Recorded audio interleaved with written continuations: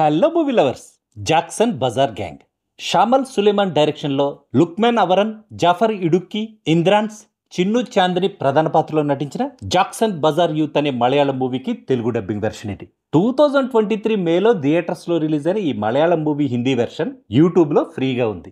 Tamil version and Malayalam వెర్షన్లు మాత్రం Amazon prime వీడియోతో పాటు సైనా ప్లే ఓటీటీలో అవైలబుల్గా ఉన్నాయి. మన Telugu dubbed version only Saina play ఓటీటీలో మాత్రమే అవైలబుల్గా ఉంది. ఈ మూవీ ఎలా ఉందో ఈ రివ్యూలో చూద్దాం.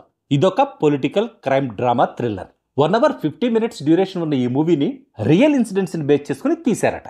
ఫుల్ వైలెన్స్ ఉంది ఈ మూవీలో, రక్తపాతం కూడా ఎక్కువే. సో ఈ విషయాన్ని దృష్టిలో పెట్టుకుని డిసైడ్ అవ్వండి ఈ మూవీని చూడాలో వద్దో.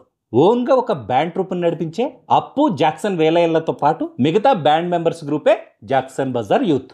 వీళ్ళు గవర్నమెంట్ ల్యాండ్లో ఇల్లు కట్టుకొని తమ కాలనీకి జాక్సన్ బజార్ అని పేరు పెట్టుకొని లైఫ్ లీడ్ చేస్తుంటారు. నేషనల్ హైవే వైడనింగ్ కోసమని తమ ల్యాండ్ను లాగేసుకుంటారనే భయంతో ఒక ప్రొటెస్ట్కు ప్లాన్ చేసిన వేలయ్యను పోలీసులు అరెస్ట్ చేయడంతో జాక్సన్ బజార్ వాళ్ళకి ప్రాబ్లమ్స్ స్టార్ట్ అవుతాయి. ఆ తర్వాత తప్పుడు కేసులు పెట్టి పోలీసులు వాళ్ళని ఎంతగా టార్చర్ చేశారు, జాక్సన్ బజార్ గ్యాంగ్ తమ జాక్సన్ బజార్ను సేవ్ చేసుకోగలిగారా లేదా అనేది ఈ మూవీ స్టోరీ. పెద్దగా పేరున్న యాక్టర్స్ ఎవరూ లేకపోయినా కొత్త యాక్టర్స్తో డిఫరెంట్గా ట్రై చేశారు ఈ మూవీని.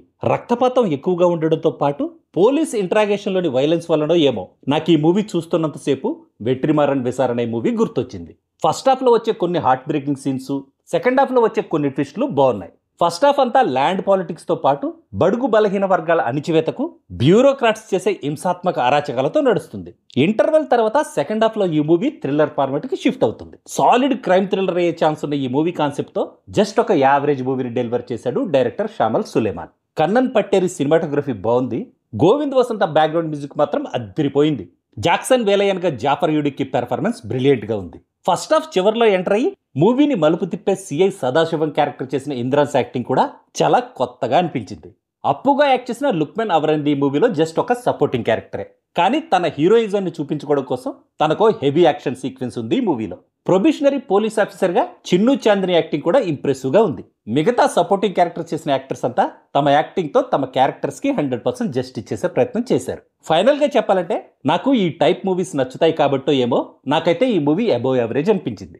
ఓటీటీలోనే కాబట్టి మీరు కూడా ఒకసారి ట్రై చేయొచ్చు. That's all in this review friends. మళ్ళీ నెక్స్ట్ రివ్యూలో కలుసుకుందాం. Thank you for watching.